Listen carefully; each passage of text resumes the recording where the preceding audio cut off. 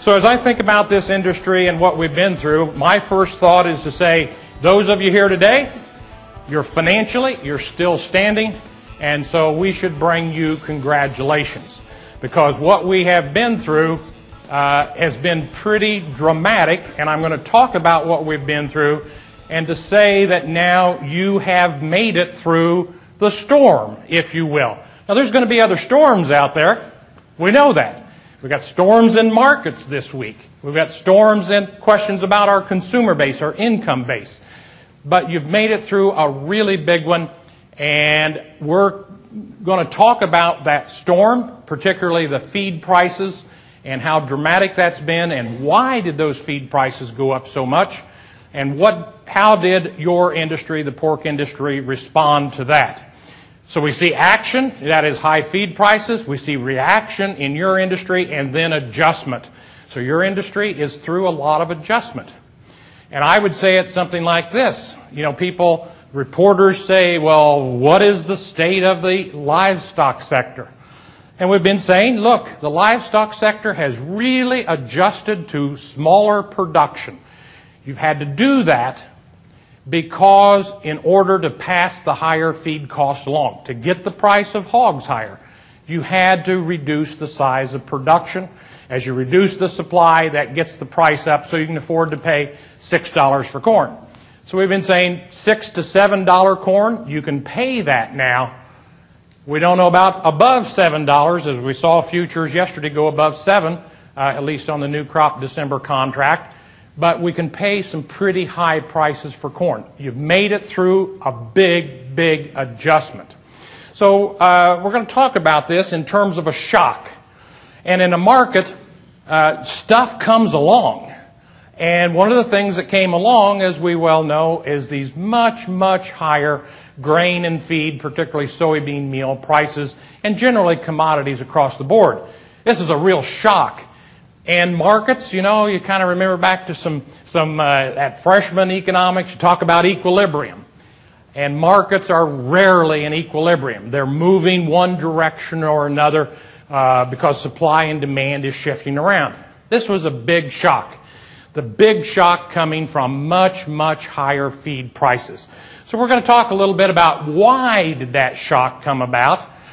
Because in order to really do anything in prediction, we better understand where we just came from. And are those components that are driving this big high feed price, are those components and those drivers still going to be there this next year and the next year and the next year? Or are we going to get some moderation? And we're going to say we're going to get some moderation in those drivers, and we'll explain why that's the case. We're going to show you how this industry adjusted and how all other livestock and poultry industries adjusted. And again, we're basically going to say you made it. You made it through the big losses that occurred in 2008 and 2009, that you're now back to closer equilibrium where you can pay $6 to $7 for corn. And now we have some hope that we can at least break even and maybe get back to some profitability in this industry. So let's think about this and ask this question, well, what is really driving prices higher, particularly commodity prices higher? Now, what do you see in that visual? You see the space shuttle, right? Some of you don't see it in the back, right? Okay, we don't have a booster tank on there. What do we have? We got an ear of corn called ethanol up here that we got right off the bat. So this is one of the big drivers that we're going to look at, but we don't think it's the only driver, but certainly is a big, big driver. So this concept that developed about the middle part of the decade and really got put in place in terms of public policy coming out of Washington. The most amazing thing as you look back on it, I shouldn't say the most amazing thing, we've seen a lot of amazing things out of Washington, right? Would you call them amazing? Well, we'll leave your words to your own description of what comes out of Washington. But that we would mandate the use of corn for ethanol for fuel, and that we would not have a mandate for something like, let's mandate that we have a sufficient supply of milk nutrition for our children and our families, let's mandate that.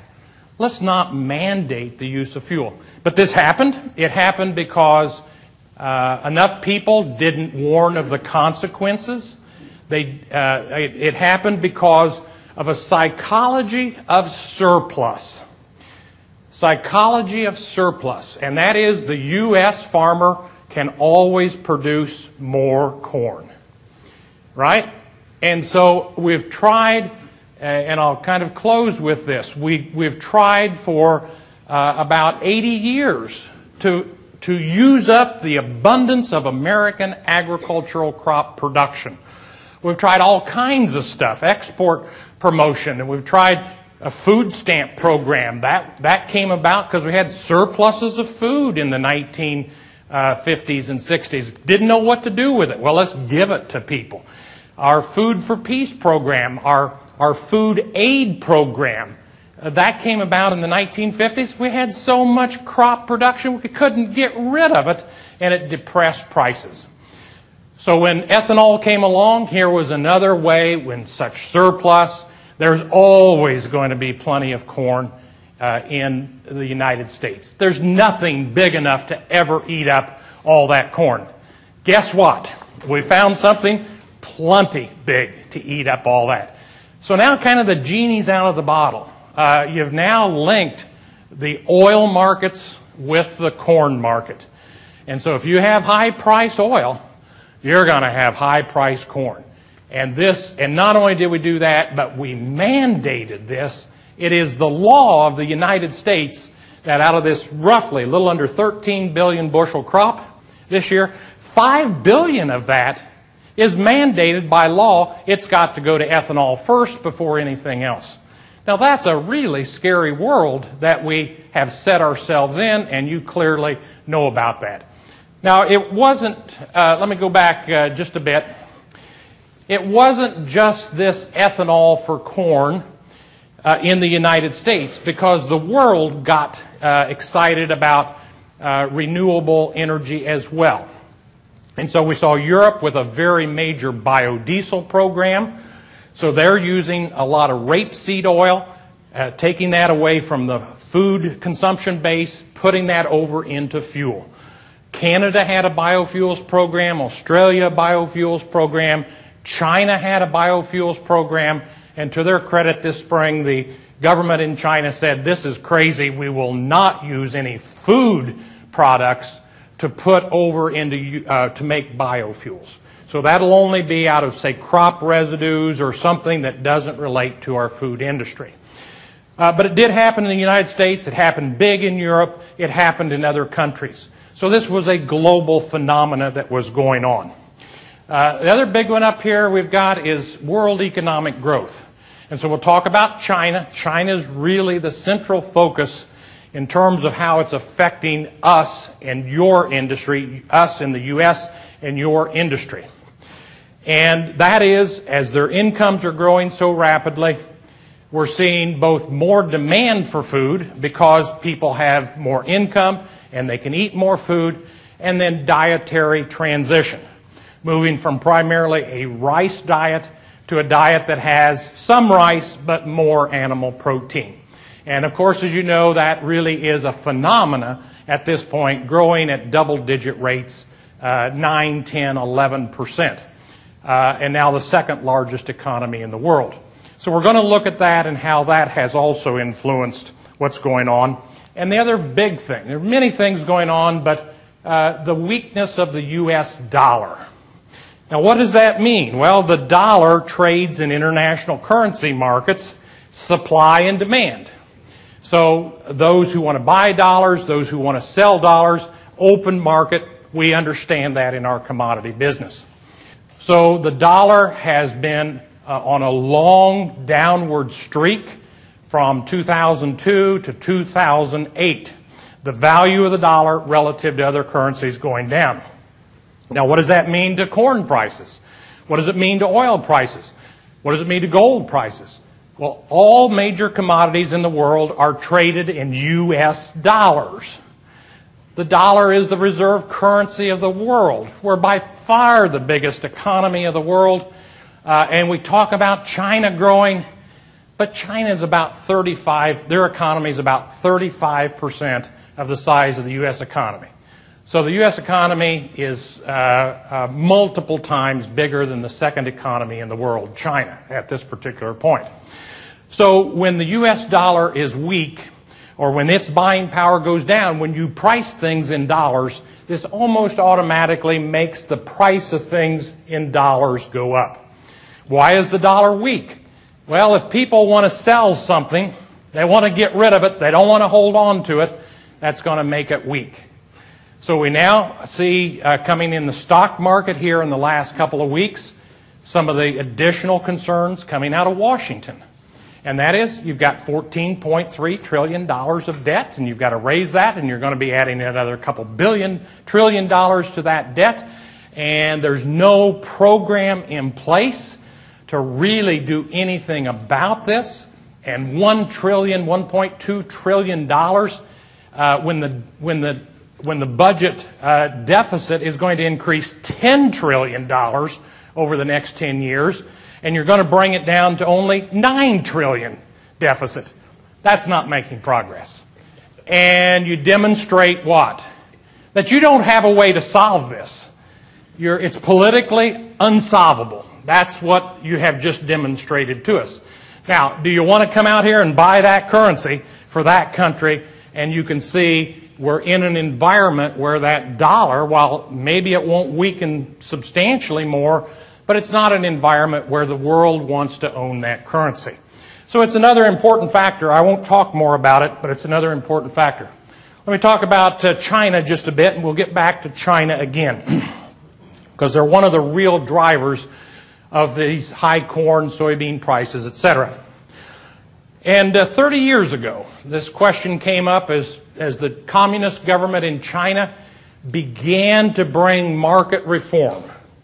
Instead of centrally planning in China, where the government makes all those decisions, as they had from the time the communists took over in the late 40s up until the late 70s, they were centrally planned, just like the old Soviet Union. The government knows best what we should be making. We'll tell everybody what to do.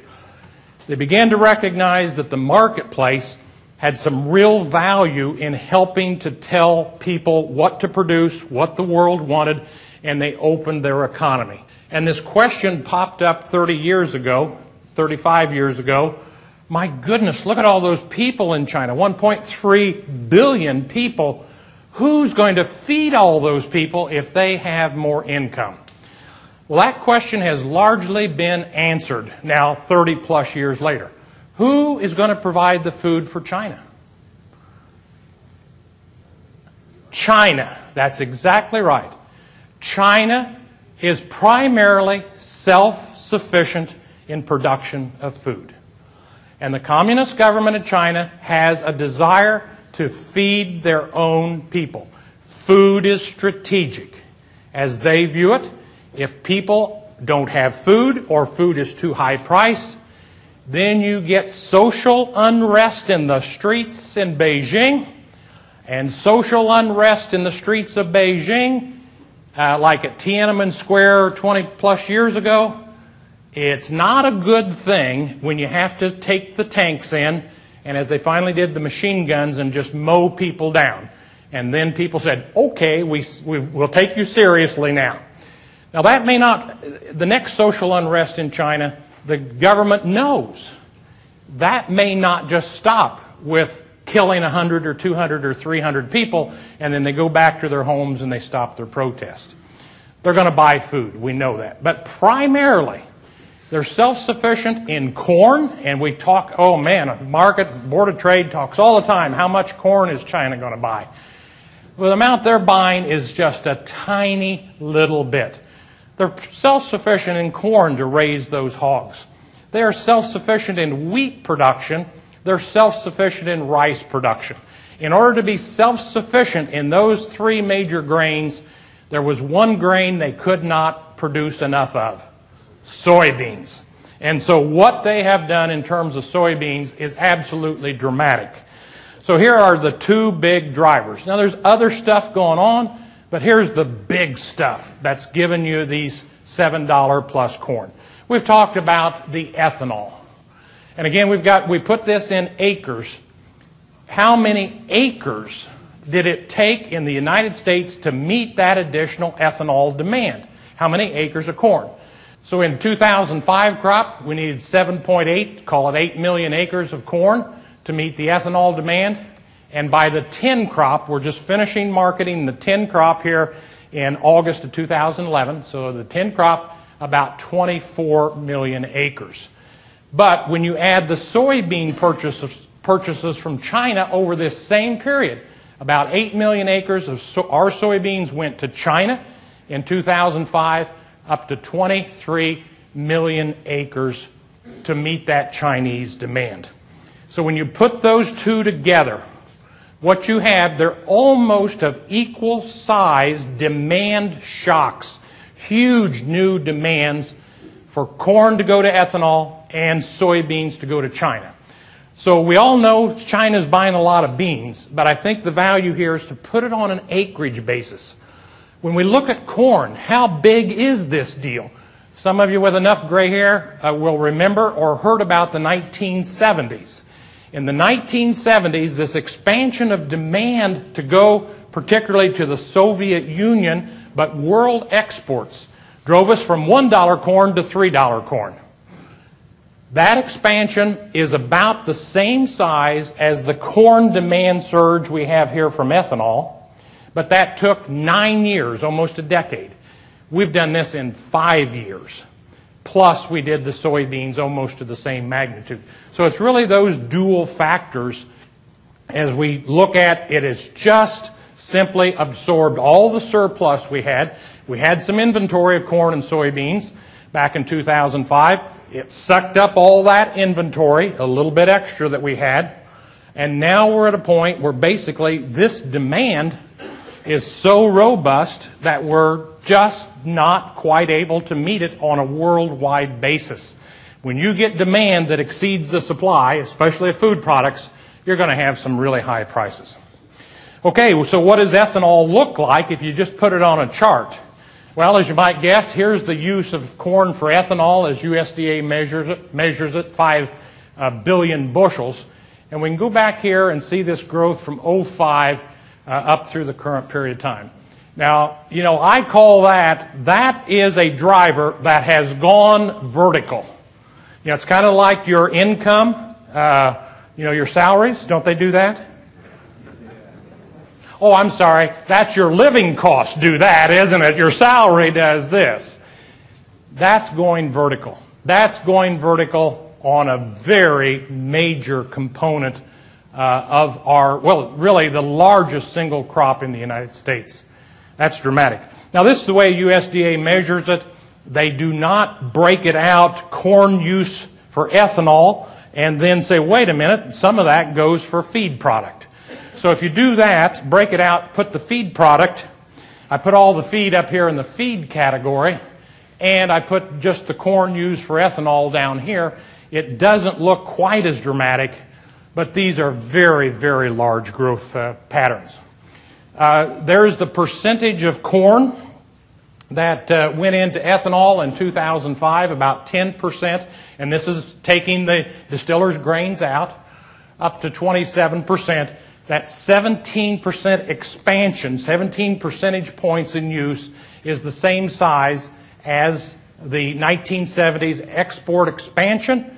That took 9 years. We did this in 5 years. So just a shock, a demand shock.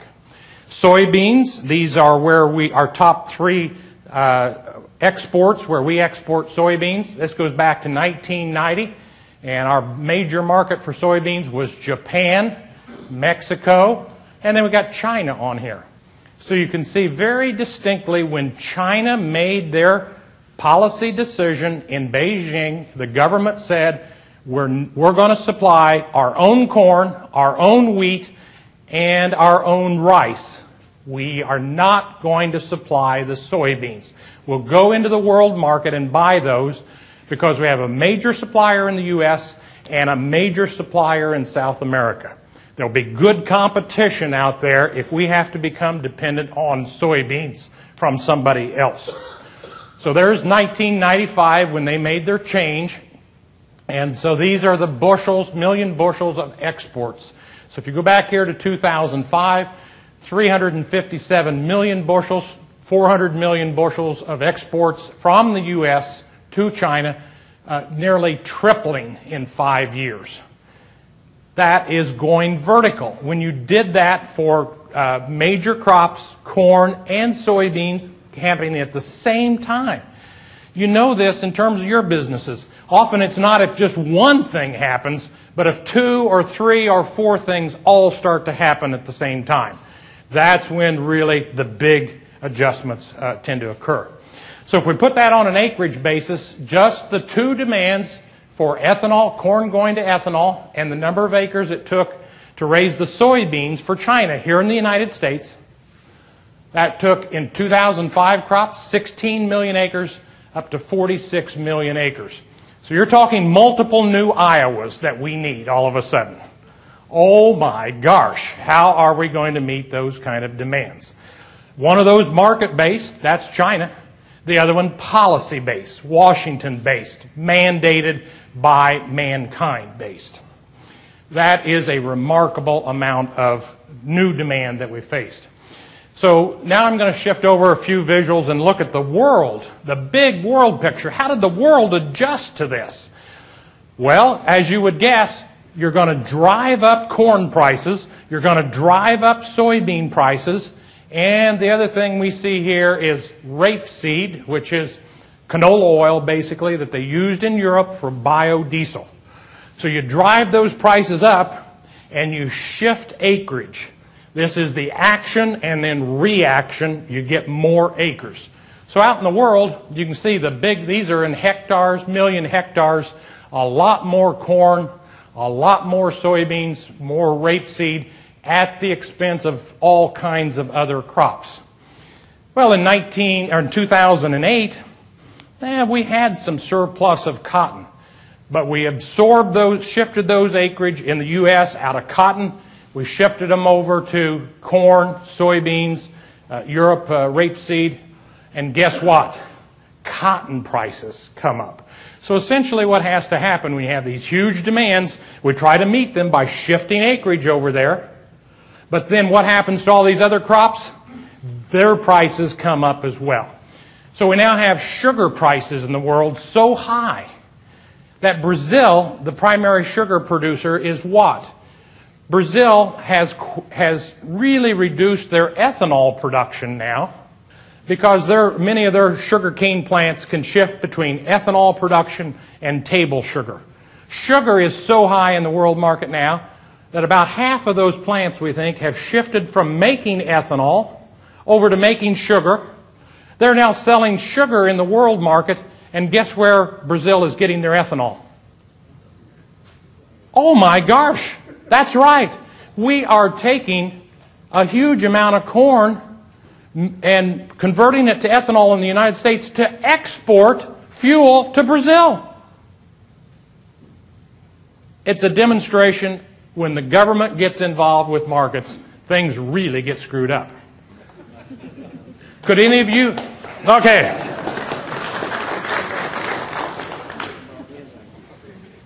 So obviously, I want to work with the livestock industries to be an advocate of your advocacy in Washington for policy reform. This is really getting a little bit out of hand, don't you think? Yeah, I think it is a little bit out of hand. And these are human-made decisions. They are decisions made in Washington that were made without enough consideration for the potential consequences that were going to come about.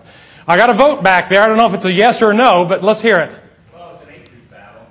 It's an acreage battle. So what's short now? It's acres. There's not enough acres in the world for the demand base given the biofuels and China.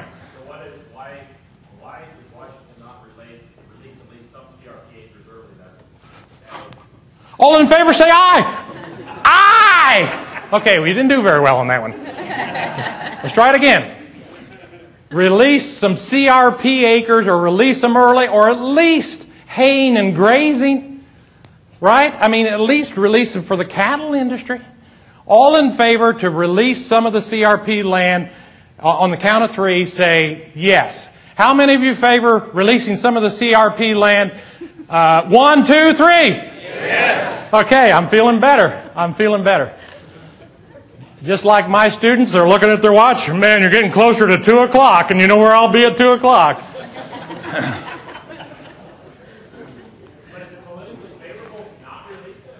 Okay, you've got to get that policy talked about, and I'm going to end with that.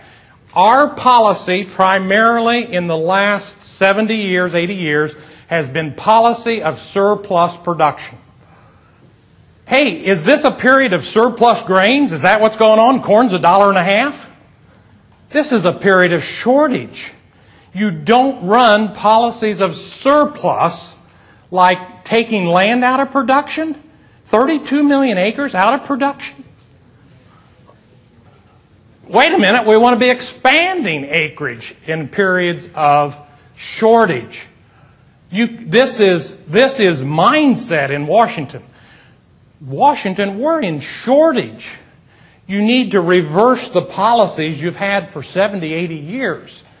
And boy, that's a tough sell. We're several of us in Washington a couple weeks ago working with House and Senate Ag Committee. These are the ag staffers that are really the ones that know what's going on. And again, oh, well, we couldn't do that. That's a conservation program. Okay, we don't want you to say you're going to change it all. We want you to listen. Start thinking. We have a demand base in the world now that cannot be met.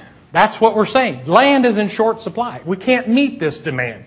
Let's change. Listen, for heaven's sakes, let's not have policy that increases demand, mandates that we use corn. That's crazy policy in a period of shortage. That's just crazy policy. We shouldn't have programs that are reducing supply. We should have programs that are stimulating land to come into production. So again, I'm with you and agree 100%.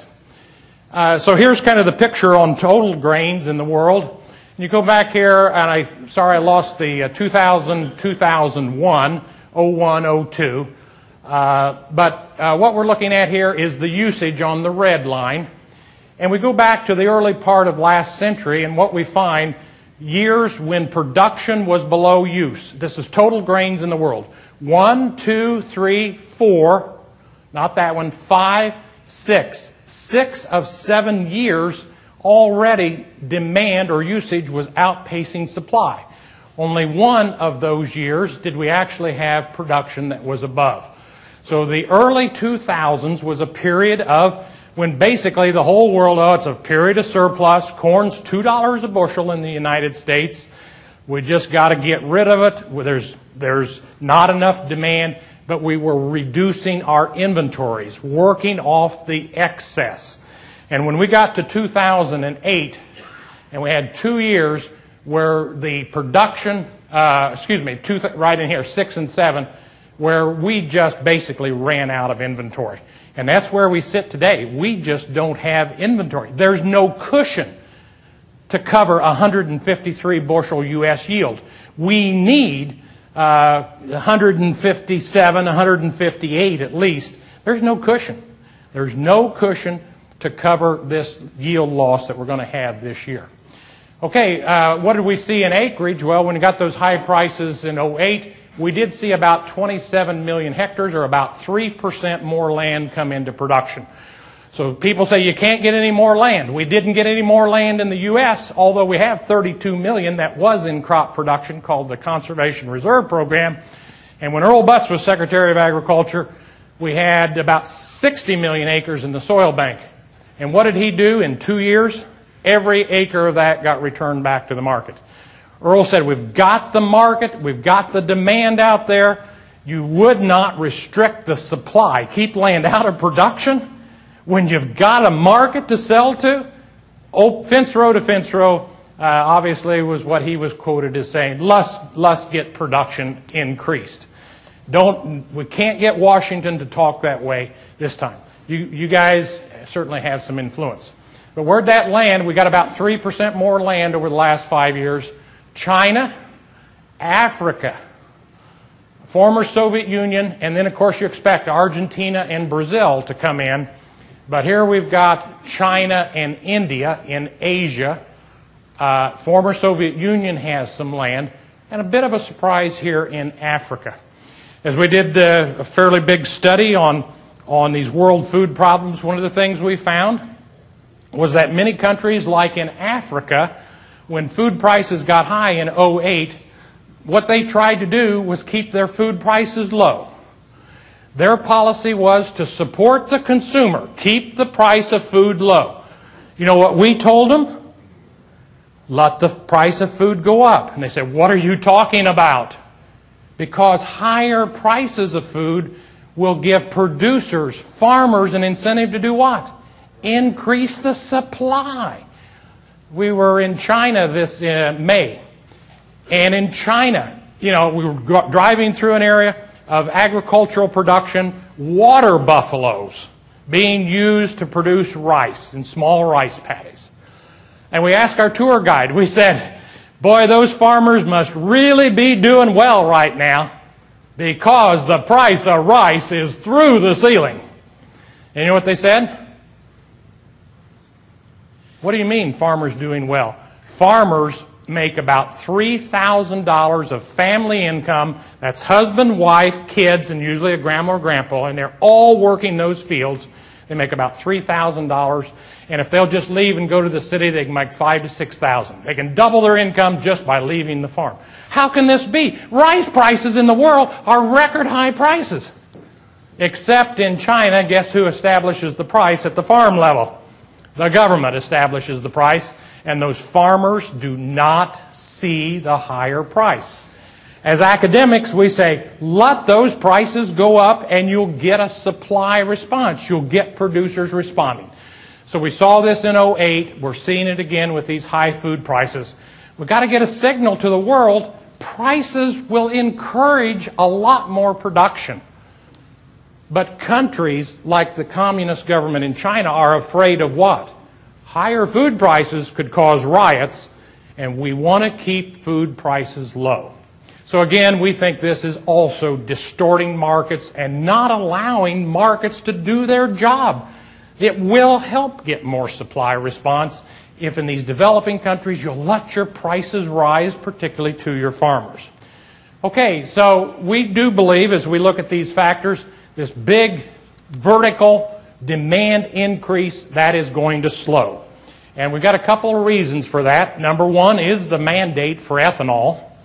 And so here we're illustrating from 2005 to 2010, that growth rate was about 500 million bushels a year more corn for ethanol. And we've taken the distillers, the corn used for distillers out of that. That's a year. 500, a half a billion bushels in a year, a billion additional bushels of corn every 2 years. And we started with a crop of around 10 billion bushels back in the early, prior to 2005. These are just massive demand increases.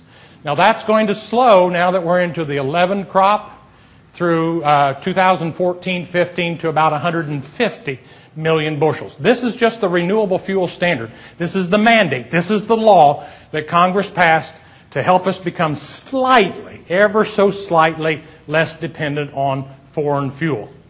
And that is, they had a really big growth period for 5 years, and then it's still a growth period, but it slows down substantially. And in fact, trend yields, just that couple bushels, 2.5, 3 bushels we pick up each year on trend, on average, will about meet that increase. Now that's kind of good news. It doesn't allow you in the feed sector to have any more corn, but it sure does say this just gobbling, forcing demand to be bigger and bigger and bigger, that's going to slow down. And then at 2015, it flatlines. And that is, we'll use about between 5.2, 5.3 billion bushels of corn, and the RFS, Renewable Fuel Standard, flatlines at 15 billion gallons of ethanol. So what this tells us is, okay, we've got a little breathing room here. The supply's got a little bit of a chance to catch up. the rate of expansion of demand for ethanol, this vertical, it's still positive, but it will slow down, and trend yields will about meet that demand here over the next roughly 4 years. And then we flatline, and that says, okay, maybe 2015, we actually, with production going up, maybe somebody else can get a little bit more feed. Okay, so that's corn. On soybeans, what we found, again, goes back to China, as you would guess. And China was basically reducing their inventories, what we call stocks, ending stocks, up through the early part of 2000s, up through about 2005, 2006. They found that holding on to a lot of stocks, like they were holding on to maybe 8 or 9 months supply. They were really afraid of famine, afraid of drought that could cause their not to have food and cause social unrest. And those stocks were so expensive to carry, they finally started reducing those in the early and mid-2000s. And then guess what happened in 07, 08? The world ran out of these basic goods, including rice and wheat, corn and soybeans. And China said, oh my gosh, we're vulnerable. So they started again in 08, 9, 10. They started building stocks. When we went back and looked how many beans are they buying, we found about 40% of the beans they were buying over the last 3 years was just to increase their inventory. They weren't consuming them. They were just building more inventory. At the end of the year, they had more in inventory. Now, what we think is going to be the case now they have built those inventories back, and they'll go back to their basic demand for what they're going to use, not building supplies. So we think that this 40% additional demand for soybeans going to Asia, that's not going to be in the mix going forward. And we're kind of representing that here, and especially 08 and 09. What they bought from us is here, but what they actually used was like 180 million bushels less. What happened to all this? It just went into inventory. So we think also on the soybean side that huge vertical demand growth is going to slow down from China as well. Now that's a bit of reassuring information for you. Now, having said all that, our inventories on corn and beans in terms of days supply here in the United States are just down to very minimums. We're just out. And of course, with the lower yields USDA was talking about yesterday, now it looks like we won't have enough corn or soybeans to meet the demands. We're going to have higher prices to get somebody to cut back. Who's going to cut back? Well, the ethanol industry, what? They have a mandate. That's by law. You got to use that much. So we don't expect them to cut back. You've got countries like China that basically say, we're going to buy food. We're not going to have social unrest. We're not going to have the Arab Spring that we had this year. Not that North Africa was all about food, but food was one of the factors, grievances people had this past spring and summer with all those riots. It was another thing they were discontent about. High-priced food and lack of availability of food. So the world is going to buy food. Who's going to adjust? That only leaves the livestock sector.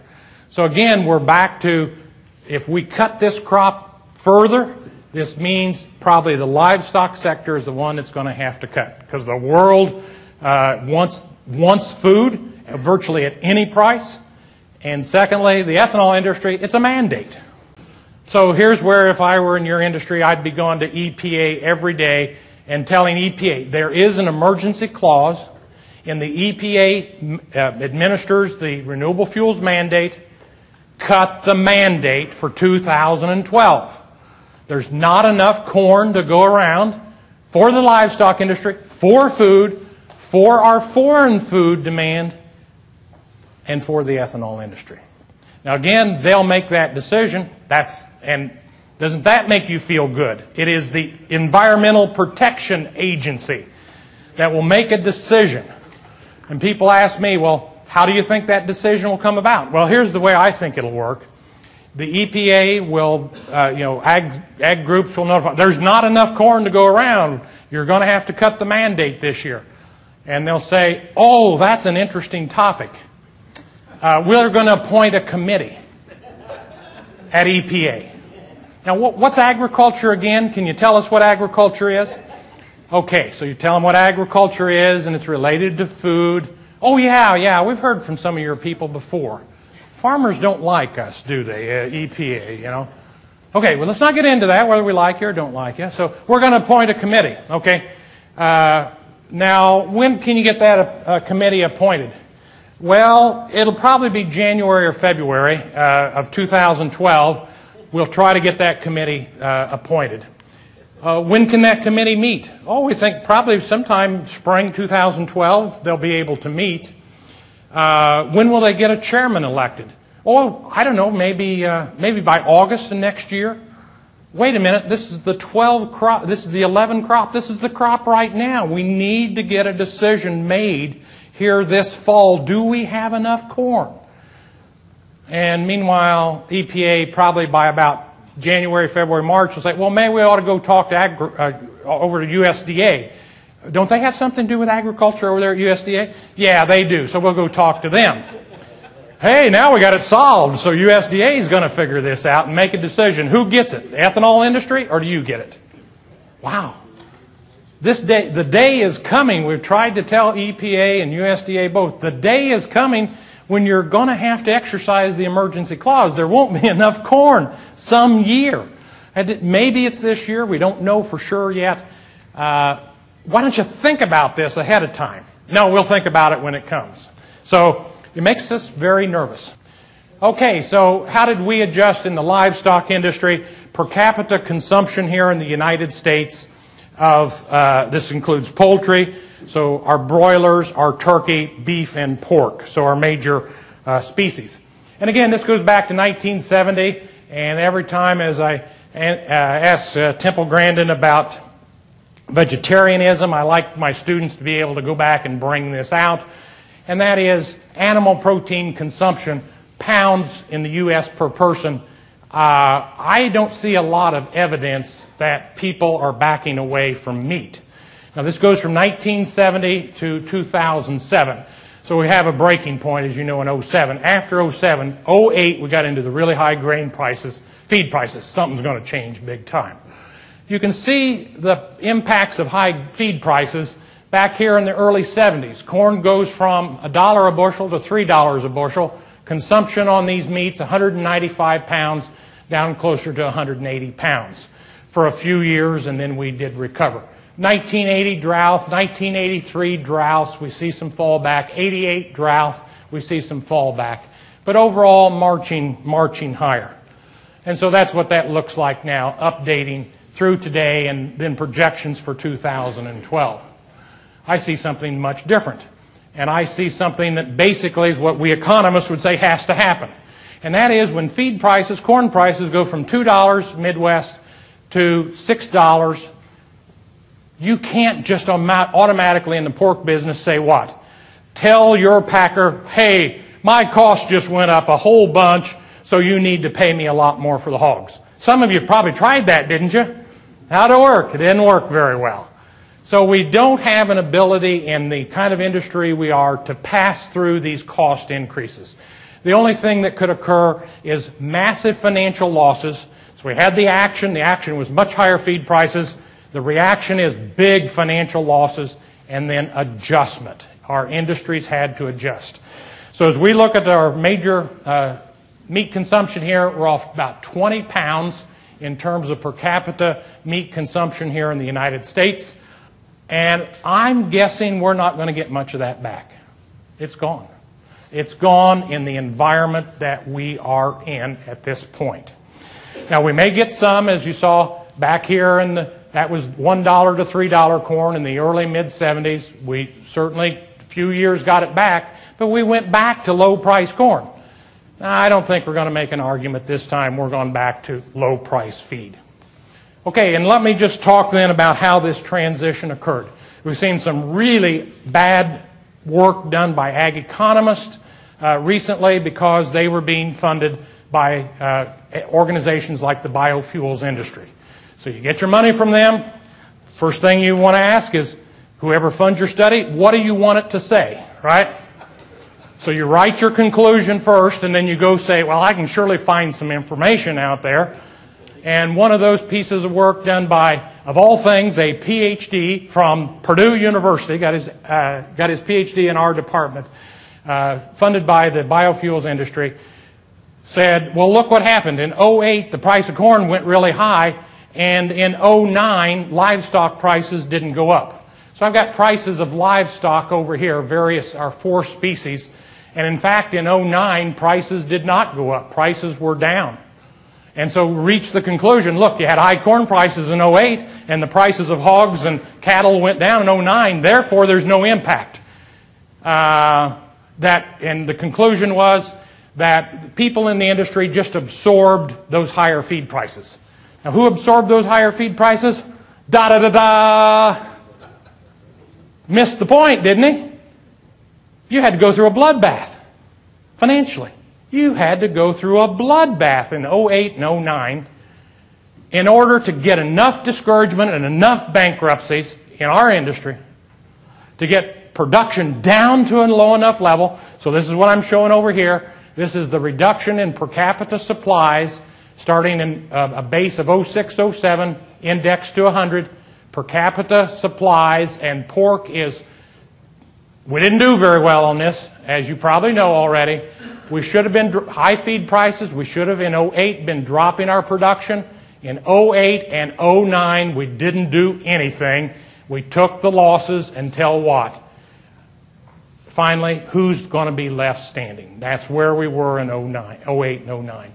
Then finally, in 10, 11, and now 12, we've got down about 6 to 7% our per capita supplies. You get supply low enough, there's enough people will pay the price for pork in the grocery store, at the restaurants, that you can pay your $6 to $7 for corn. The beef, the ones that can react quick, yeah, it's the poultry industry. We saw the broiler industry get this just about right. That's that dotted line. 2008 and 2009, they really dropped production, and then they actually came back 10, 11, and 12, but they're still down 2 to 3%. What's the industry that takes forever to go through a cycle? The beef industry. So here's the beef industry. Per capita supplies in the U.S. of beef for next year will be down about 15%. They're still getting out of the industry, liquidating cows. And so we are seeing a big, long reaction. That's all these declining per capita supplies. It's not just your industry. It's all of our animal industries. And consequently, now we're really seeing the prices being 20, 30, 40% higher of our farm level or wholesale prices on all these species. We had another one that did a study at Texas A&M, and some of you represent Texas A&M, certainly great school, but they did a study in the beef industry just out in the last couple of weeks, and they went back to 2005 and looked at the returns for a cow-calf operation in 2005 and again in 2011. And they said, hey, they're not a lot different, so I guess the price of feed didn't make any difference to the cattle industry. Well, they forgot to talk about what happened in the intervening period when so much money was lost. So again, it is really having big impacts on us in these animal industries. A little bit of outlook for you. Prices as we go finish this quarter, carcass prices, live prices, there's what USDA is talking about. Fourth quarter this year, for the year, and then on through 2012. And these were done as of Monday. So one of the disadvantages of travel and trying to get the presentation here earlier is it's not current, the latest information, but at least reflective. How much can you pay for corn? 2012, we got break-even estimates for hogs, something in the $6 to $7, depending on the quarter here. And again, leads me back to my sort of basic statement. If corn could stay $6 to $7 cash corn prices, Midwest-based, I think the hog industry can hold things together. It's when you push it above 7 that we're now talking about with these lower yield numbers USDA had yesterday that we start to get worried. So some of this has already changed. In my profits and loss, I've got cost here on the line, So there's 2006, $35 to $40. These are live weight prices. There were the 08 high feed prices. We pushed up to about live weight $55 to $56, $57 cost. And now we're on up in the 60, closer to $65 per hundredweight of cost. This is old stuff, though any of you work with the economics of your hog production know on a daily basis. Okay, let me just move along to our salvation, and our salvation is exports. As we look at exports, the pinkish line here is the percent of pork that we export of our production. So we're looking at this year and next year, about 22% of our production will go to our foreign market. Especially come back 20 years ago, that was down 1 to 2%. We're now 20%. This is the salvation. This is the growth part of our market. It is not the domestic market. I've already showed you declining per capita supplies. Where is that market? This is a series from 03 to 2010. Japan, the biggest market, but big growth in Mexico, our neighbor. Canada, pretty steady growth. South Korea, and will come on strong, it looks like this year. The last number is for 2010, this year. And then China. So the big purchases, Hong Kong and China, put them together in 08 for the Olympics. And again, we expect them to really boom here later this year and going into next year. As we look at where is consumption increasing, consumption per person is really increasing in China. It's really increasing in South Korea, although they've had some production problems this year. The U.S. consumption per person is declining. Japan had a spurt back in the early part of last decade, flat since then. Mexico is increasing. As we look at the consumption base, consumption, you get people to eat more pork when there's another mouth out there. So population growth, and then how much do they eat per person? So here's the big growth markets for us. China. China has a population growth, this is from 2000 to 2011, of about 0.75% a year, but their per capita consumption of pork is increasing 2.2%, so that's a total growth rate of about 3% a year in total pork that they need in that market. They're not able to meet that right now. They're going to come to some of you to help meet that, at least in the short run. We want to keep talking to them about, let us supply more of your pork. Don't just make this the short run like you did in 08. Let us talk to you in China about a longer term commitment. I think the Chinese will listen to us. Japan, no population growth, a little per capita, but pretty slow. Let's go down here to the U.S. We're growing a little less than 1% a year. Declining consumption. This is a no-growth market. There's no growth in the United States. Now again, we all want growth. We want to be a bigger share of the market. We want growth. It's not here. It's not to say a lot of you, it's a big market. It's an important market. But if you're looking for growth, look at Mexico. Good population growth and really increasing per capita consumption, over 4% annual growth rate. That's good for U.S. agriculture numbers. South Korea, another one, looks very good, and China. There is where we're going to really grow this market. Okay, then I'm going to finish with this, where we sort of were at, and that is to talk about our policy for very many years has been policy of surplus. And if you have a policy of surplus over here on the left-hand side, then what would you do? Well, if we have surpluses, we'd try to cut the supply of it. If we have too much corn, let's reduce the supply. Let's get set-asides. We did away with that with Freedom to Farm, 1995 Farm Bill. Soil Bank. Well, that was the old program in the 50s and 60s. It's been replaced by Conservation Reserve Program, 32 million acres of farmland that was in crop production that's been bought out of crop production. So get land out of production. We would try to increase demand. Food stamp program, school lunch program, export enhancement, and more recently, ethanol mandates. What can we do with all this corn? We'll force it to be used. We'll make a government law that says it's got to be used to make fuel. Wow, pretty cool. We'll give tax incentives or tax credits to that industry. Okay, that's where we're at. That's the policy we have. We're trying to argue we're in a world of shortage. And when you're in a world of shortage, You need to reverse your thinking. You want to increase supply of corn. You want to increase the usage of land. You want to release or reduce the size of the conservation reserve. You for sure want to get flexible haying and grazing. Let's use some of that land to supply for the beef sector and the dairy sector some forages at least. Obviously, research and education. Let's recapitalize investment. We want to increase yields. We want to go from 2 or 3 bushels a year. We want to kick that up to 4 to 5 bushels a year. Let's put the money in research to do that. We want to give producers incentives. Hey, if you'll raise more corn, government will kick in some extra money. Wow, give them incentives. And we want to reduce demand. Export incentives, where we give, if somebody out in the world will buy, we'll give them some incentives. We shouldn't have any mandates or tax credits in this kind of a world to stimulate corn use.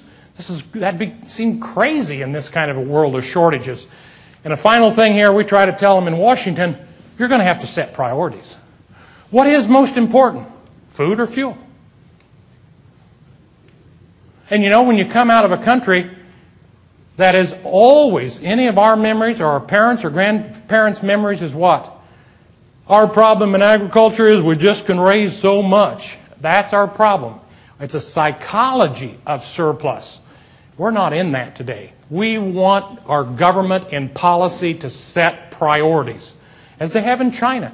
China this spring said no food products will go into fuel production.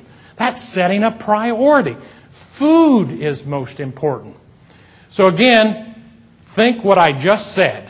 We're going to ask Congress to try to set priorities, and haven't they really demonstrated in the past month or so their ability to define what is important, set priorities, and put a program in place to solve those problems? No. They have not, and we now face a new farm bill, 2012 Farm Bill, with, I think, very difficult political situation to try to establish a new farm bill and ask Congress to set priorities.